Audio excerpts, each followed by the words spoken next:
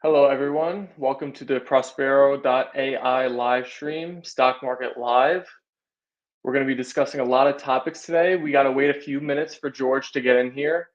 But we want to start off today for everyone on Twitter who's watching on Twitter or X and everybody on YouTube. We want to begin doing AMA sessions with George. So if you guys want to comment or get ready some questions that you'll have for George when he joins us in just a few minutes, feel free to do that. But while we're waiting for him to join, um, let me go through some of the topics that we have planned for today right now. So we have some exciting stuff to discuss. So obviously, George is going to start off with his market update, which he usually does. If you follow Prospero on LinkedIn or Twitter or any of our investing letters, you've probably seen that we've had great performance to start off 2024. And I'm sure George will highlight that. He's the man behind the scenes with that. Then we're going to discuss a bit about passive versus active investing. Morningstar just shared a cool statistic about how one of them has surpassed the other one for the first time ever. Maybe you guys can try to guess which is which in the comments. And if anybody guesses, I'll let you know if you're right or wrong right now, but we'll get into the more details behind that later when George is here. But take your guesses. Which do you think is bigger right now? Passive or active investing? Not just the stock market, in all asset classes. So let me see some guesses in the comments. I saw Haley commented on my email, what is this, 305 Miami? I'm not really sure what that means. Maybe if you're here watching, you could explain that to me. Hello. Super Banco. Super Banco guesses passive. Any more guesses? Hello, Hakan Almachi. Nice to see you in here. Nice to see some new names. If we don't get any more guesses, I'll just tell you. Let's see. All right, so we got one guess from Super, and you are right. It is passive, but I'll tell you the exact totals and some more details later. But good guess. I got one guess. That's good. George should be here any minute, but before he gets here, we're also going to talk about later OpenAI's new partnership, which is the first of its kind and may lead to more bigger things to come down the road. Another AI topic we'll talk about is how Meta has used an AI ad tool within their platforms to get way better performance in their ad products so far this year. And if you've been here watching our live streams, I see you, Super Mega Drega Golden Star. Yeah, for me at least. Sure, I'll give you a platinum star. Where was I? Oh yeah, so Meta has been a favorite stock within Prospero for a long time. Probably for the past year, it's had that like one of the highest upside breakouts, highest net option sentiments. So we'll talk about that. And then we have a story about Google, which announced they're going to lay off some people at YouTube and possibly in other parts of their company. So we'll speak about what that means for this soft landing scenario that the stock market seems to have priced in for 2024. And then last but not least, before we get into the model portfolio at the end, we'll talk about a company that is going to be IPOing possibly in March. But the man is here. He has arrived. Here we go. George Kalis. Yeah, sorry, I'm a little late. Big day for us. Just sent out an email to close to 50 investors that could be best described as turning me down in the past. So we'll see what happens. Turning down Prospero. We'll see. Good to stay in touch, keep people appraised of what's going on. But yeah, obviously we've made a lot of progress. So it's pretty exciting. Yeah, so we've just been going over what topics we're going to get into later today. And I asked if anybody had any questions for you, but we got some more people in here now. So if anybody has, any specific questions for George, just comment them throughout the stream, and you could feel free to comment them right now. We're happy to answer anything that you guys are curious about. Yeah. Um, We offered the AMA, because partially because we thought there might be questions about the business. I was opening myself up, but yeah, and we're an open book at Prospero, but also happy to just you know give the people what they came for and talk about the portfolio and everything that we're seeing in the market. Yeah, so let's get into that. Like how we usually start off with the market updates. So Prospero in 2024 has been firing on all cylinders, and you've posted some stuff on Twitter and LinkedIn, sharing some stats, but we'll share some here too. But it's amazing to me how um, you've used the signals to go like in both directions, bullish and bearish, so much already this year. Um, I think it's been really cool to watch.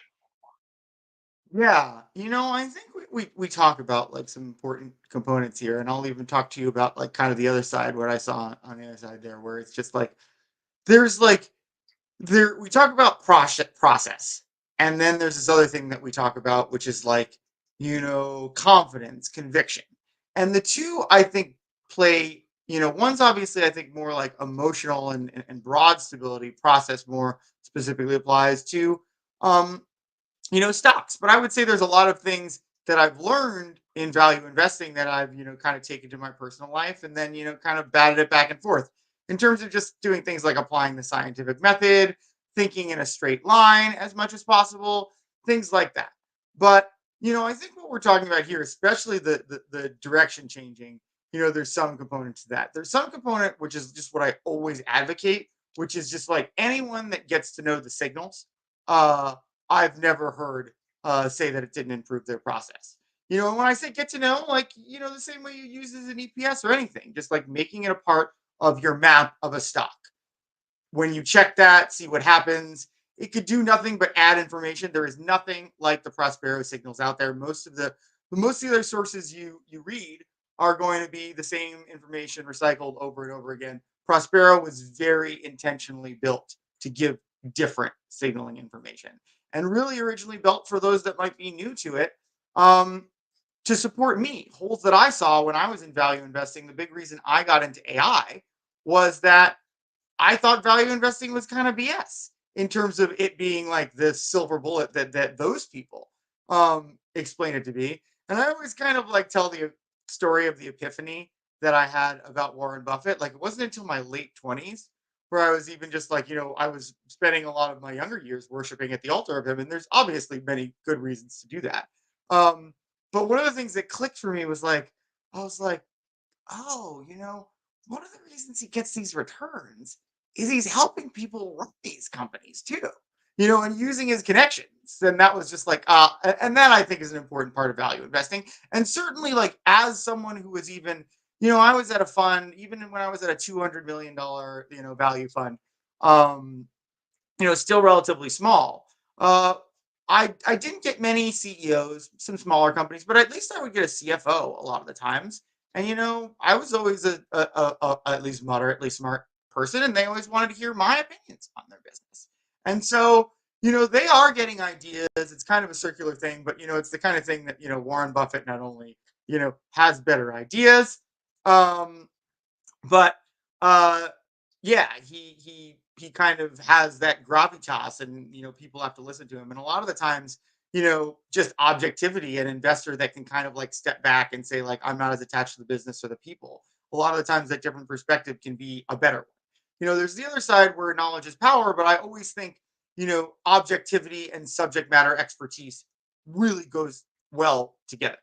Um, but yeah, I would say that is kind of a long-winded introduction to say that, yes, we have this process. I've gotten to know the signals, QQQ net option sentiment, SPY net option sentiment pretty well. And in 2022, when this started, even before I had like official newsletter picks, I was just trading like a lot of the money that I made. And I bet like the longer history of Prospero, I bet like our company funds in the end of 2022 on the signals and on these kind of swing trades on the QQQ, and made 50%. And that was like a big statement, I think, and a big personal risk.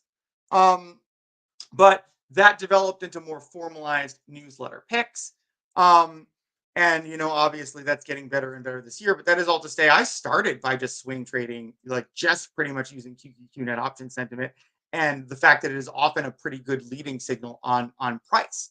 Um, and sometimes, like over the summer, for those that have followed, I actually looked at the relationship between QQQ and SPY net option sentiment, and SPY crossing above. I took pretty correctly as a bearish signal. But yeah, the other component to that, and to your point, Stephen, is like some of this stuff, yeah, I'm in a bit of a groove. And, just like a good 3-point shooter, I'm letting them fly from a little deeper. And so I'm seeing these changes and I'm just like, all right, I got a feeling, I'm going with it. And like, that's the difference. And I even talked about, kind of at the beginning of the year, we're, as I alluded to, on the verge of closing a pretty big round. So that's a lot of pressure on me to keep it up. I could have gotten a lot of questions if it went the other way, of like, oh, are you losing it? Are these signals really no good? Maybe you just had a hot streak. So I was a little worried, but as I always tell investors, especially beginner investors, what I did is I channeled that concern into a lot of hard work and vigilance, and I involved my process the way I evolve sectors. Like what I'm especially proud of this week is, like, for those that have read me a long time, I used to have a hard and fast rule never to have multiple sectors in one, like, long or short portfolio. I would like trade one long, more one short. I'd pair trade it, but I'd never double up. And I doubled up on two consumer cyclical stocks, um, leg and med. And I might have built on especially med a little early. But yeah, they were both down nearly 10% on Monday. And so like that was really satisfying because I took one of my like risk management rules and I broke it because I started to have a lot more conviction around these like sector readings that I'm starting to develop actually some new metrics for that'll be to everyone in 2024. So I'm pretty excited about organizing those frameworks a little more, including what I saw for something like SPWR as well, which is slightly different, which is a solar company.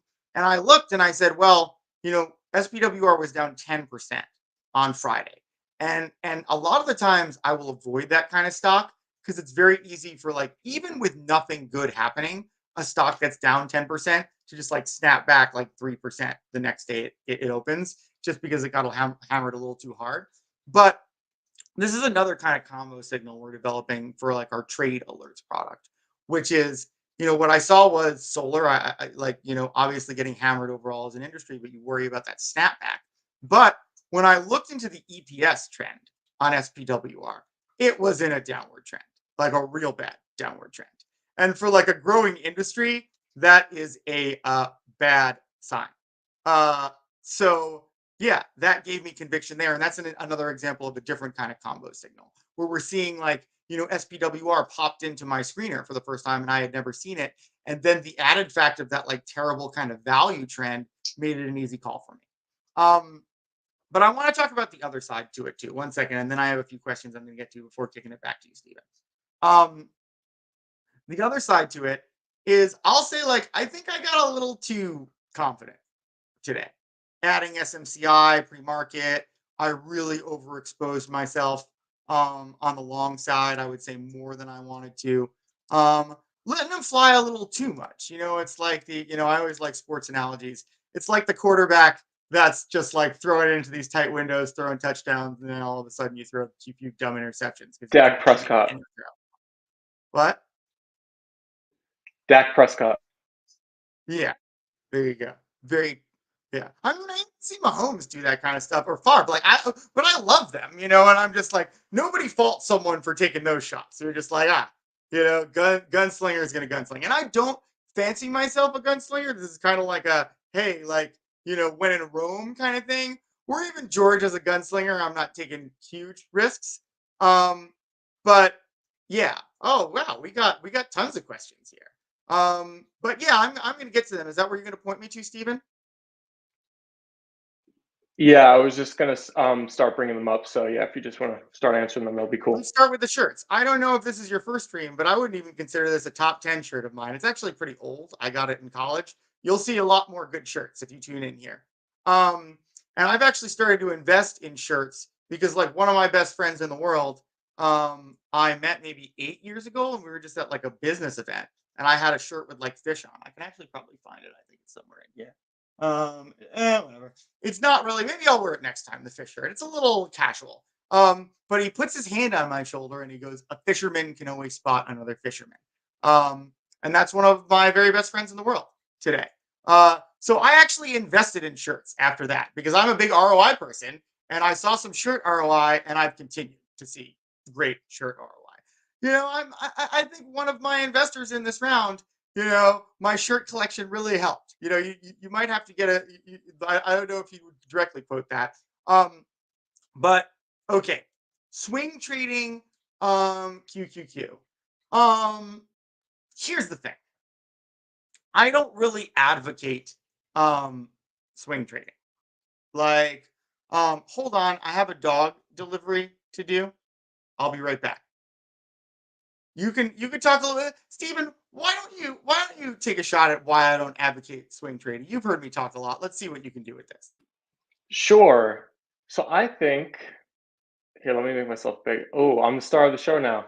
So I would say that George doesn't advocate swing trading because he wants people to, learn investing and learn the signals, learn a process over time, and make sure that people have a repeatable process for investing before they risk their portfolio or their assets in swing trading.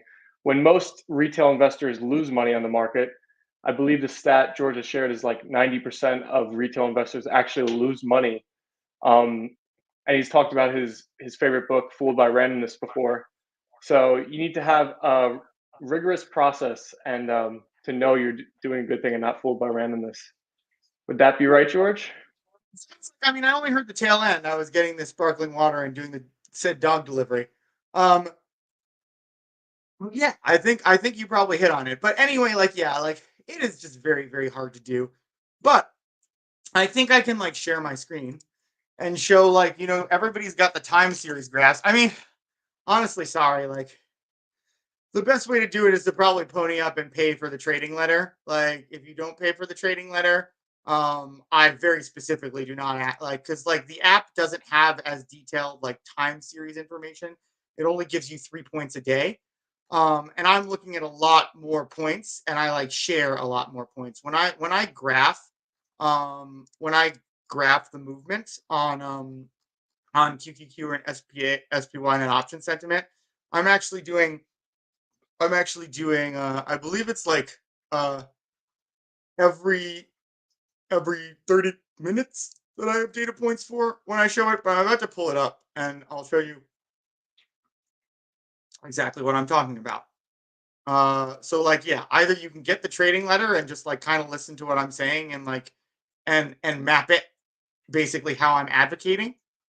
Or like I kind of show graphically right here, right? So like you can really levels of it and its movement relative to price. Like this is a pretty obvious one, but you can start seeing it like this is like, just my history, last week I flipped pretty bullish because I started to see it spike up from lower levels and above the bear line that I guided to, right? And then when I flipped bearish, I was kind of seeing it go back below the price line and dip kind of like more aggressively than price was dipping. And I mean, this is the kind of thing that I also just like encourage people. And like I saw a similar behavior in SPY, which had me a little bearish to start the week. But I flipped back more bullish today too. You know, that's one of the things that I'm now doing more often. Um, and I was really kind of chained for a while, like I said, and I explained a little bit because I wanted to make it more realistic by like holding things for a week. Um, but it, you have to be timely in the market. So I think, as I said yesterday, I'm working on actually building just a straight up 1 year hold portfolio that everybody's going to follow along with. But yeah, that's my caveat. But like, I would say, like, if you're going to try to swing trade QQQSBY, buy the trading letter and check my market updates. I will, anyone that like, I'll generally help anyone, but certainly if you're getting the trading letter or whatever, there's tons of people that I just give advice to. What I would do is I would start talking to me about it. That's the best thing you could ever do, and I will talk to you. So pitch me ideas. I'll start helping you. That's the best way, and you'll learn to read it like I can. Because like that's the thing. It starts to become intuitive. And when I saw it, like it's all about like our brains And like any trader will tell you with their like intuition, that's because your brain, we use a very small percentage of our brain in our conscious mind. Our unconscious minds are doing complex nonlinear equations like a neural network. Neural networks were actually like created to mimic like kind of the free associations of neurons firing and their interconnectedness. So yeah, you got one of those in your brain, and if you feed it a lot of QQQ and SPY option sentiment data, it will actually start to figure out how to place that. All right, we're moving on to Shane. Oh, and we'll try to get to the model portfolio by 3:40. Stephen, that's our hard cutoff. Um, so personal mission. This is the long. Oh God, that's hilarious. No, I don't know. I don't know if I know you from my group, but I love that question, Super Banco. I will answer that. What's your? Can you share your name? I'm curious if I know you from that group. But I will tell that story a little bit. So I will give the full story of my personal mission, because I often don't give the extended one. I would say, I do. Fine. Um, So I would say it like dates back, and I didn't even know it dated this far back, but I like as far as I grew up in New York City. And as far as I can remember, like I thought homeless people existing at all was pretty fucked up. And I asked a lot of questions about it, and I went to like the private school. I didn't grow up particularly wealthy. Um, but the people in my private school were like that. That didn't make any sense. It did not make sense to me, and it still doesn't really make sense to me. Why some people have to suffer so much while others have so much. And so I would say from a long part, like, I would say I'm someone that likes to more be part of the solution than the problem. And I see that as a problem, and not in like a we should be communist way, but in a way that there's like, I think there's better ways where people can be wealthy and also just not so horrible. Uh as to like leave some people like, like programmatically out. And I always bring up the point where it's just like we don't want handouts, but there was a massive tax evasion bill passed in this country that we say lost $10 trillion. So it's really hard for me to stomach that our government is passing tax evasion bills and we don't have the money to like help people eat. A lot of starving kids in this country. So it's those kinds of things that drive me crazy, and are the kinds of things where it's just like I think people can be wealthy and not horrible. And stop just like handing out things to the wealthy. And if we just like, even do some things like Prospero to balance it out more. And by the way, like all of my solutions are, and anyone that's heard me talk about the SEC or whatever is like not counting on government at all. I think they're a lost cause. I think we need good private organizations that, can help people. And that's, the Prospero's long-term business model. I shared our deck today. Like a big part of like what we want to do is earn trust, so we can one day ask questions like, what's your temperature, and be able to model like a pandemic in real time, and essentially do for as a public good what the U.S. senators did when they were shorting the market and reassuring the public when they had like private access to hospital data. Like we would be in people's homes and we would distribute the benefit to the people that shared the data with us, and really create an incentive to share more data, a virtuous cycle. And right now, alternative data gets stolen from you. Real-time credit card swipes, camera data, satellite images, all that's taken from you without your knowledge and without you benefiting from it. And hedge funds use it, or even like the hospital data in this case is going to senators. They profit, you don't. Um, so, while you're holding the bag. So I think that like, I don't want to like go too far down the like, road of like, yeah, there's a lot of problems in the world, but like I believe in practical, realistic solutions, and Prospero is, and especially the long-term thing is a practical and realistic solution. And I consider it practical and realistic. And one of the reasons why I've worked for 13 years without drawing a salary to build something powerful and free. Um, is because I really believe that's the way what I needed to do, what we needed to do to earn people's trust, to be able to work together with them to build this powerful, community owned data set that benefits a lot more people and lifts a lot more people up than the world currently is. Um, and yeah, I say that I originally didn't know that I did this from when I was like 7, but I actually when I was 25, I was a bit of a jerk when I was younger. Um, partially because like a lot of people, like, kind of like Elon Musk now, I thought that like I want to do things for the world, so that entitled me to be a bit of a jerk. Um, but I learned that that's not really how I want it to be. Um, but yeah, I think that I kind of always had this big mission. But because I was a bit of a jerk, my mom actually didn't send me the story that I wrote about wanting to like create what I called was an electronics company that would create world peace when I was 7. So it goes way way back, longer than I even knew until I was 25, and my mom, I guess, became enough of a non jerk that my mom actually sent me that story. Um, but yeah, my whole career was just kind of figuring out the practical side of making things more fair. And I actually ended up starting my first AI company 13 years ago because I actually got fired from my last full-time job because I built a model that was able to break mortgages more accurately than anyone at my 2,000 person company that had like a hedge fund in Greenwich, Connecticut with very advanced analytics. I basically figured out that people paid their loans a lot more based on what state they lived in than how much money they had. Like in Texas, there's this there's this thing called Texas Tuesday, where after 180 days, you're out if you haven't paid your loan. Uh, and a lot of people, when I was like building these algorithms, I was actually rotating around to entry level positions as a management associate. Me and the son of the number 2 guy and the son of the CFO. So nepotism program plus George building algorithms. Uh, and yeah, I would just ask borrowers what was going on. I figured out how to do this as an industrious young 24-year-old. Um, and that ended up getting me fired because actually as an offshoot of this model that could predict mortgages very accurately, because the other side, like in Florida, you could not pay your loan for like 5 years and just pocket that money. So surprise surprise, that was a bigger reason. And actually part of my model found loans that were in foreclosure for like 10 years, and I embarrassed some more senior people at my company. And so that was pretty funny.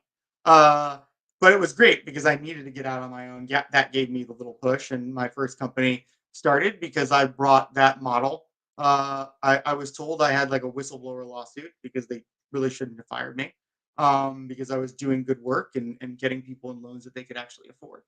Um, and I went to my old boss at Bear Stearns, who's been a great supporter of me my whole career, helped me start Prospero as well, in addition to my first company. And I said, "This is what I'm doing." And I was like, they actually called me a shark at that last company. And I was like, "Well, I'm going to be a shark. I want to come work for you at Goldman Sachs." And he said, "Well, I don't think this, if you can do this, like, and model this as accurately, like, I want to invest in your first company. I don't want to give you a job." And he actually introduced me to my first client, which was a, $20 billion credit only hedge fund. And that's how I became an entrepreneur. But, it's always kind of been, to answer, I know it's a long winded answer, but it's a long story chain. Um, and like, I think every step of the way, I've kind of been trying to do the right thing and figuring out my way to like help people and make things more fair. And it's just led me on that path. And I think, one of the like most important, I think I've always kind of had an instinct towards this, but there's a great like Steve Jobs Stanford graduation speech where he basically talks about how life can be nonlinear and you have to like follow your heart. And he talks about how he took calligraphy and he didn't know why he took calligraphy um, in college. And he says he owns a lot of his design abilities to, I think, mapping that in his head. And like that is something that I've always tried to follow. I've always tried to follow this idea that, my North Star of just like, I think if I have this goal, I want to make things more fair. Um, you know, the I think is often attributed to Goethe, but it's also an almost famous, and I love the quote. It's "Be bold, and mighty forces will come to your aid." And I've always thought that, and I've had like at times like you know our uh, our our our app was designed by a 7-year creative director at Apple. For a long time, I wanted the Apple design. I wanted that intuitiveness. And like it wasn't right there. We weren't even there where a person from Apple would do it. But I met him and his partner Shiva, who's great. I met Shiva at an event. We really hit it off. And we weren't quite there. And they made a deal with us to work first for equity and not for pay later. And that's the kind of thing that you can only have access to people of that talent when you do believe in a mission as much as I do. That was a beautiful story. I'm so happy we got some questions that spurred that um, segment of this. If we I want know to I get in, probably would have cut it shorter, but since in the spirit of the AMA and like normally people don't actually ask us questions. Oh, the AMC thing. So I had a long story. We're doing a long story time here. I'm gonna do the AMC thing as fast as I can. I'm gonna try to do it in 3 minutes. Um, I got into AMC pretty early. Uh, it was it's actually a lot of how my social sentiment rating was for. And a lot of it, like I had a friend from camp message me, and actually I was pretty much a passive investor. Like when I got out of equities when I was 25, because I saw some dark stuff that was like, all right, I need to get an AI. Value investing is BS. I was just like, no, I'm just going to passive invest. You can't pick stocks, but I want to figure out these formulas, and that's what I've been like rooting around learning about for a long time. Um, but when my old friend from camp with very little stock experience messaged me and was like, I just made 50K with my stimmy on GameStop. I was like, okay, George, if if friends from camp are like getting in on this like social sentiment thing, like you could probably figure it out too. And I started building my social sentiment thing. I found AMC. I thought that was a logical next one. It seemed like it. I always like to have multi prongs to my thesis, and there was a recovery thesis to AMC as well as the short squeeze thesis. So it had like multiple prongs to like recovery from the pandemic. Um, and it was funny. I had a lot of conviction. I believed in my social sentiment rating. I believed in what I was saying. And at one point, my uncle actually, who runs a hedge fund, called me. He said that I was trying to be king of the idiots. That was probably the culmination of maybe I was like, but I held on. Was very right about AMC. Um, and then spent a very long time like carefully trying to tell people when it was kind of over, and a lot of people hated me for it, and some people really came after me. Um, my group, I was in this big AMC group of like 20,000 people.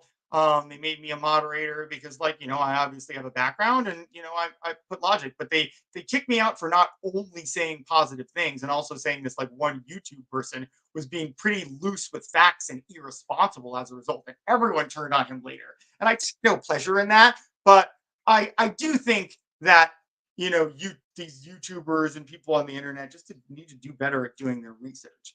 Um, but anyway, I took a lot of flack. A lot of people take a lot of flack, but like, that's kind of back to where we started. I had conviction in the trade at the beginning. I lost it. I saw things change, and that's why I'm like always like be objective. What is your investment thesis? Is it still intact? My investment thesis was basically around this, short squeeze and recovery, like double prong, right? The CEO of AMC started diluting a shit ton, blew up the short squeeze. That prong is gone. Like the economy recovered, revenue didn't come down. Second prong is gone. Trade done. That's basically what I tried to tell people. And some people like got out wisely and listened to me. Some people still act like, even though I'm the person that's been trying to save them money all this time, there's like 5,000 people in this group, still act like I'm trying to swindle them, and they'll never be, you can't help those people. They want to be in a cult. They don't want to invest. But met a lot of great people along the way. But funny part of the story, they kicked me out of this group, this 20,000 person group, because I wouldn't only say positive things. And I was like, no, I actually have my securities licenses. And if anyone doesn't know this kind of thing, like it's kind of like Con Air, where it's just like when you have your securities licenses, when you've passed those tests, at some point they're not active. Mine aren't. But you're held to a higher standard than civilians like Nick Cage, who was like, a trained killer who killed someone. So you're held to a higher standard. So I was always more careful about it. Look, I was like, I'm legally obligated to share risk. I can't just pump stuff like you guys that haven't had your securities license. So I was like, no, I actually can't. I'm not going to risk going to jail for your group and your happiness in this trade. Um, so they kicked me out, and a lot of people who really liked what I wrote like made a fuss and they asked me back, and they ended up kicking me out again. And through all of this, I ended up creating a group that grew to like 5,000 people really quickly. And then all of these sour idiots, slash some of them are hedge funds, I think, joined the group to infiltrate and sabotage and get us shadow banned. So we couldn't actually spread like common sense stuff. Um, but like, yeah, it was I am happy because like ultimately, and some people would say this to me, they're just like, why are you gonna like pissing everyone's cornflakes? What's your problem? I was like, I have no problem. I would like to help people not lose money. That's kind of my passion. That's my mission in life. I think people are gonna lose money if I don't speak up. So that's it. And I think I proved to be pretty right. And I don't really like to rub anybody's noses in things like that. But like I think that is part of what I really try to educate that group on, and I can pass on to you guys, where it's just like it is so important to only speak when you have conviction, especially about stocks. And I saw a lot of people in that, like, who had no idea what they were talking to me like I didn't have my facts right. And that I would say is the most troubling thing of a lot of retail investors. Just a lot of overconfident, uninformed people that have no interest in doing the work to get better as investors. And anyone that is even remotely like interested in learning, doing better, I'm happy to help, happy to give a lot of my time to. But for the life of me, I can't understand how so many people who have close to no education in investing can be so overconfident about it. I'll never understand that. Oh, So I do want to say one more thing that's kind of funny. There was this thing where I was just like, this base level, just like complete incongruent logic, where all the time people would be like, oh, we got those hedgies. We got them in this short squeeze. They're trapped. And then, like, anytime things wouldn't go their way, they were like, manipulation, we can't win. It's like, which is it? Like, do you have the hedge funds trapped? Or is it like manipulation, you can't win? Like, it seems like when the stock's going well, they're trapped, whatever. Like, and when there's a down day, manipulation, blah, blah, blah. But it's just like, that was the stupidest part about it, where it's just like, pick a fucking lane. Like, and the better lane to pick is not manipulation or anything. It's that, like, yeah, you're up against some powerful people that are trying to take money from you, and like they have advantages. The example that I always give is just like, nobody cares when like people fly first class or private or whatever. Like, nobody's like, excuse me, it's unfair that you have this seat. So why do people whine about trades getting transported in different ways? And that's all it is. When you're talking about a hedge fund, people, high net worth individuals, the manipulation that you're seeing, all the advanced algorithms that trade in their favor and get it, like, that's their trades being transported in a better way than yours. It is the exact same thing, but yet everybody, for some reason, feels like they have a right to fairness in like the most complicated, highest stakes game known to man. Yet they easily understand that unfairness inherent in our society when it comes to planes. So I'd have to, someone's going to have to tell me why anyone could possibly think that. well, George, it is 3:41, so I feel like we got to start the model portfolio now. Um, I love that we got a lot of chat comments and interaction today. That's good to see. We do. We got to do it. But this was great. I love these questions. And we can go like we got to get the model portfolio, but we can keep going a little over if we want to do a few of your questions too. I don't know, Stephen, if you how many you have left. But I'm also very busy. Maybe we'll do. Oh, that's the thing. Do you have enough for shorts? Maybe let's just do one or two of your best short ones, like for shorts, That sounds good. when we're done here. All Yeah. right. So do your check. Do we have anything live in the model in the newsletter that's not live in the um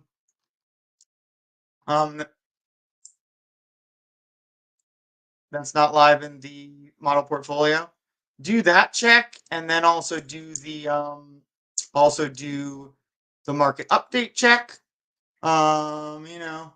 You're starting to get the drill. And I'm getting everything ready. Hopefully not again sharing any personal conversations in Slack. All right. I think I have everything ready. All right. Let's do this. I think I'm kind of interested in closing a lot of these positions today. Um, yeah, I'm actually what's the latest and greatest on the market?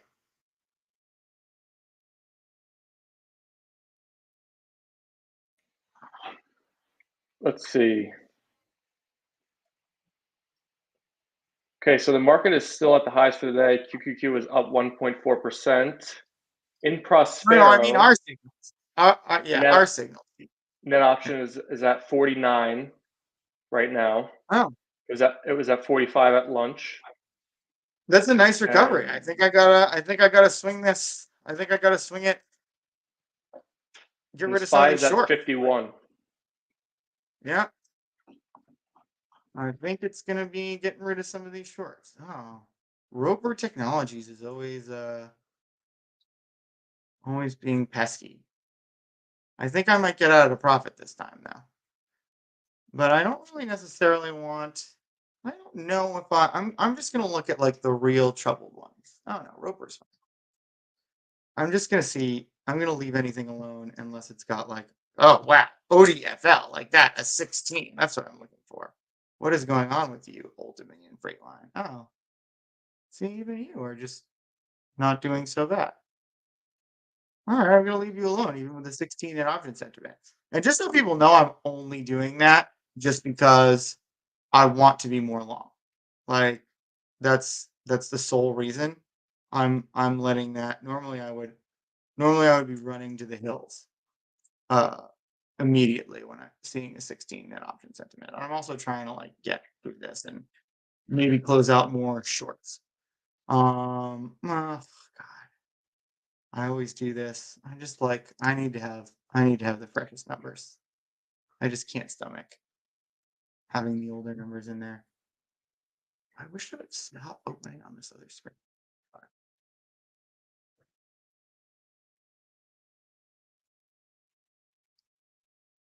Oh, this is where we're gonna maybe take our knife. Little joke, another one. See how fast that option sentiment updates sometimes. All right, what's going on with ES? Um, I think I have two ESs. Do I? If I do, I'm definitely yeah. We're definitely gonna get rid of one of the two. Oh, damn, do this.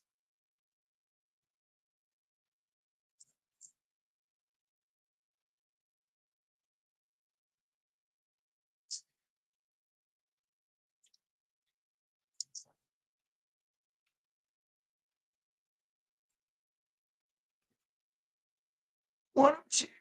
Okay, AMF. What's going on with you? Oh,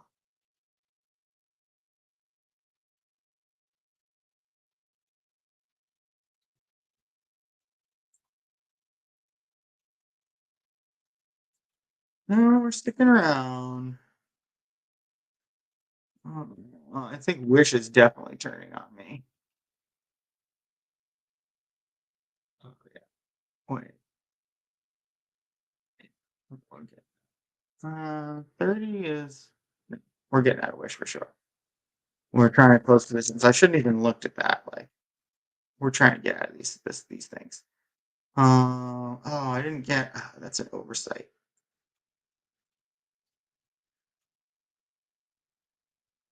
I dropped SPWR. Like yeah, I did some. Yeah, we gotta get out of SPWR.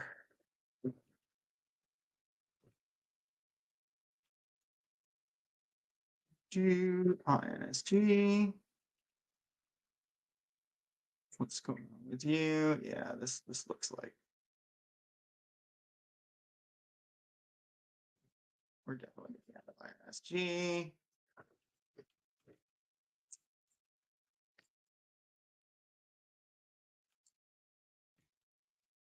Okay. Oh wow, look at UBX. That is pretty high. Oh wow, you're still going down. Well, We keep our eye on this. UVX is not in good shape.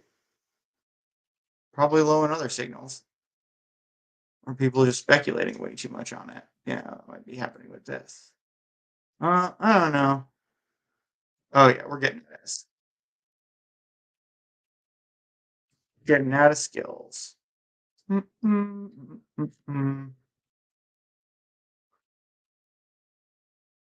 Citizens Financial. Oh, yeah, you're exactly what we're looking for to get out of.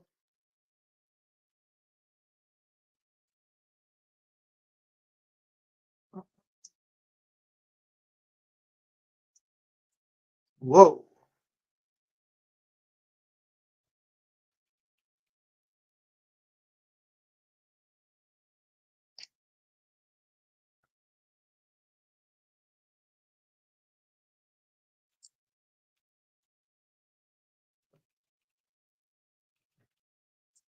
I mean, I'm almost definitely getting out of this based on that's interesting.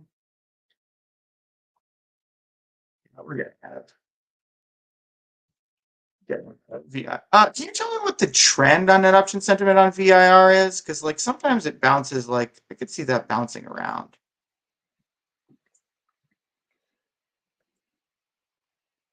Yeah, it's definitely positive. It's at 70. It's at 87 right now. It was at 77 at lunch, um, and it was at 33 a couple days ago.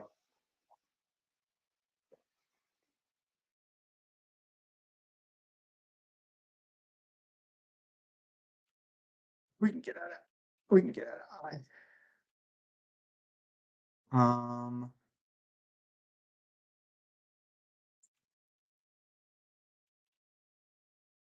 But is it very volatile? Like that's the kind of thing you have to look for because like it's not these kind of things are not straight line.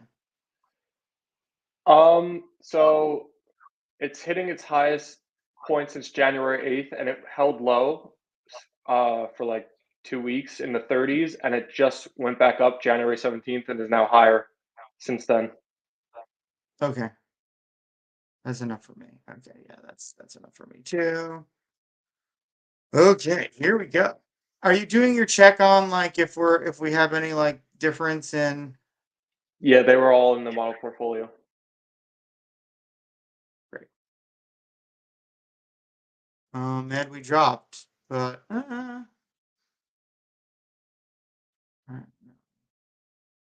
gonna hold on to med. We did lose out on it in this other thing. Yeah, we're not ready to get rid of that. We got potentially more juice on that one. All right, flow. Well, we might just use all our time on getting rid of these shorts, but we really went aggressive on the short side, and today was a bit of a recovery. Uh, can you check if we're profitable on flow in the position? I kind of if we're profitable, I'll get out of it, but it's otherwise it's a tough call. I might wait to.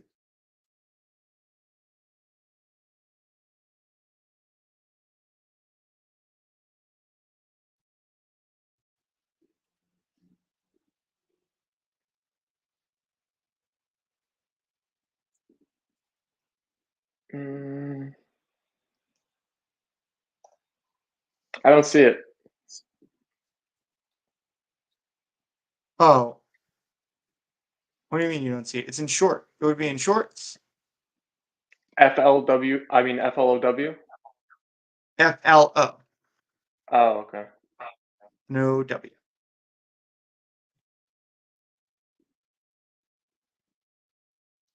Yes, Oh, you are up. whoa, up. Yeah, Well, I'm getting 1.58. out of both of these American Airlines positions, I think. Yeah, Jesus. That's raw return, right? Is that what you're looking for?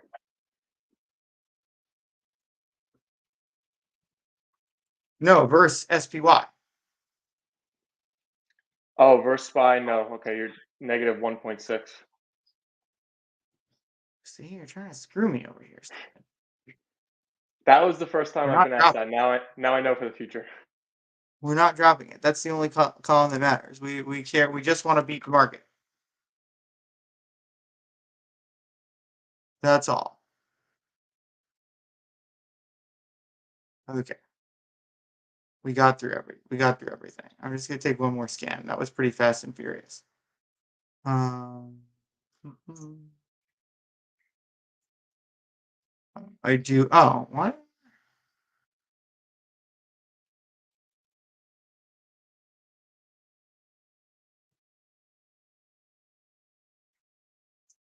Oh yeah, down 10.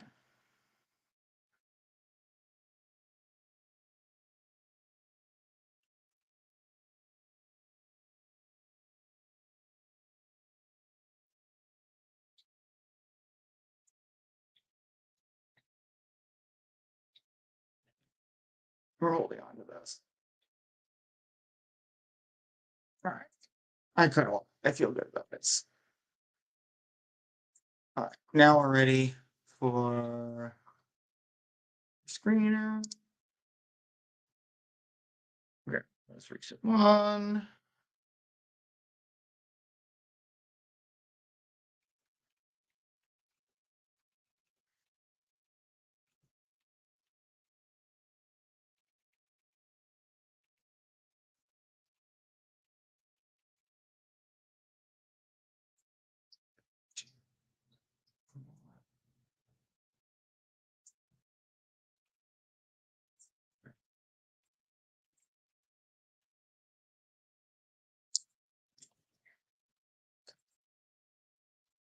Wasting so much time.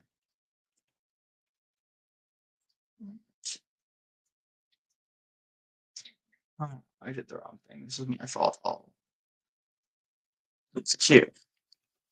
All right, too cute.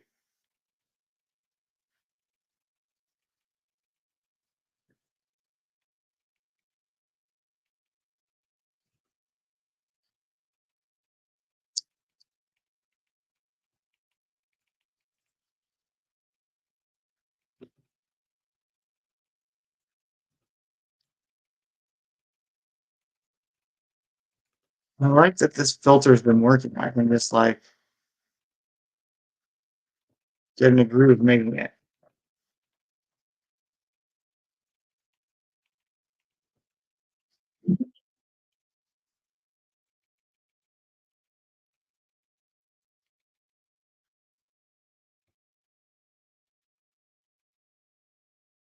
No, that's there's some fun things in there. We're gonna look at.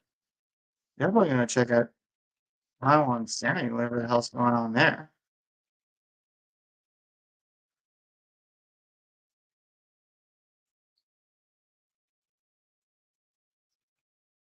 Um, I have two Broadcom, and I do want to get there. Do we have an open PayPal?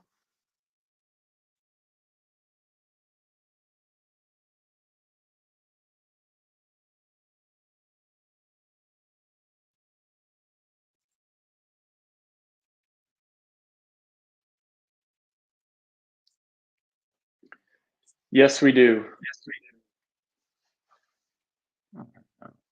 I don't think.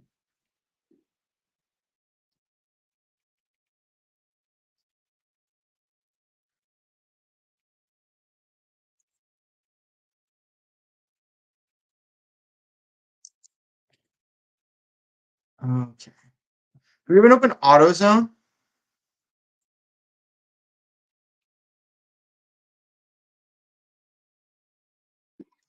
Yes, we do.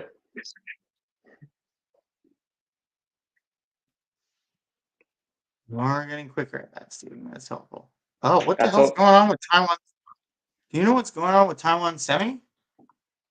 I saw some story this morning they were popping from, but let me see if I could find it. I forget exactly what it was. They returned to sales growth in first quarter. Um, I'm a little worried about. I don't like. I think we might be late. I'm gonna watch it at open tomorrow. I just don't. What's going on with that? Can you tell me about the option sentiment trend on Apple? Yeah, we're losing it a little on the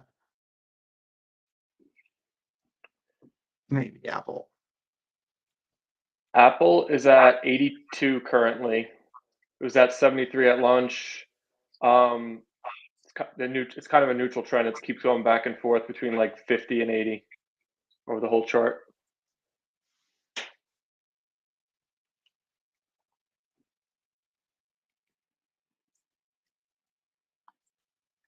$50 and $80. Okay.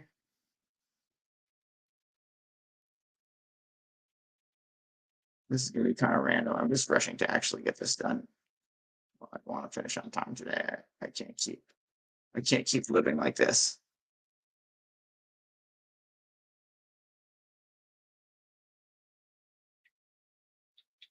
So,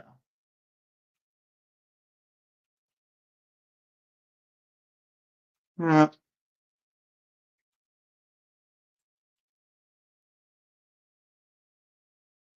no.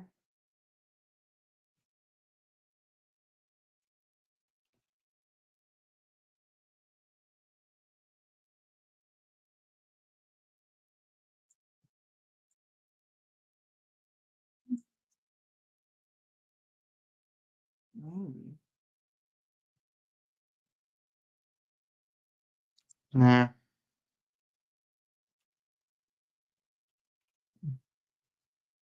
My old nemesis, Douglas Elliman. Now, out with that.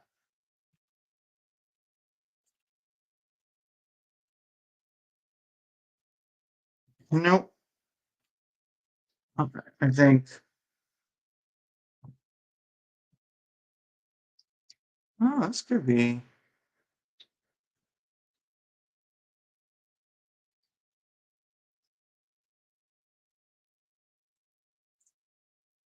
Can you talk to me about the?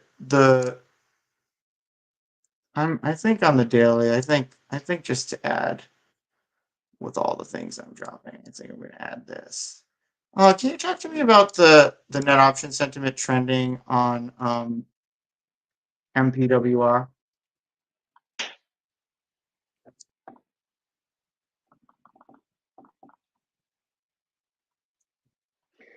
Okay. It's at 86 right now. It was at 84 at lunch. It's very like stable. It's gone only from 83 to 87 throughout the whole entire chart. That's the narrowest range I've ever seen on this. I like MPWR.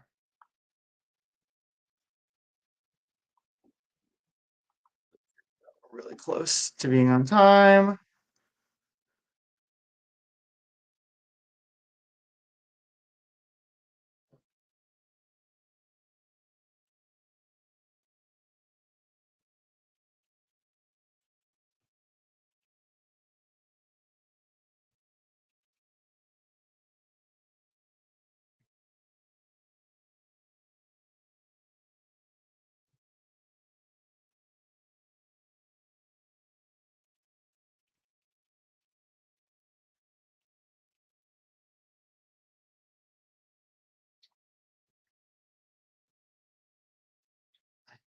I don't know if you have an apostrophe for yo-yos there, but we don't have time.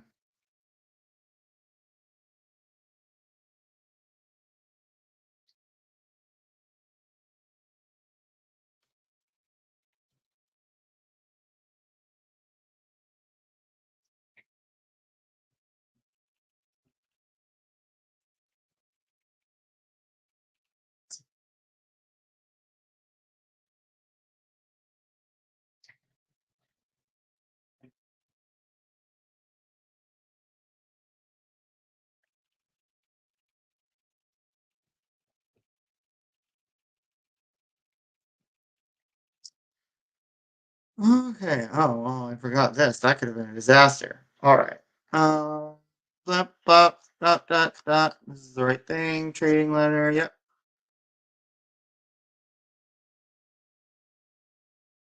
Okay. We are done. Oh, I realize I am late for a meeting, so I don't have time for more stuff, but this was great. It's cool. I think I got a lot of stuff I can make it out of, and I'm actually going to post your origin story of Prospero.ai, probably as a long video on our channel. So look out for that, chat. Thanks for coming today. We got a lot of new people. Love to see it. We'll be back Monday. Thanks, everyone. See you then, everybody.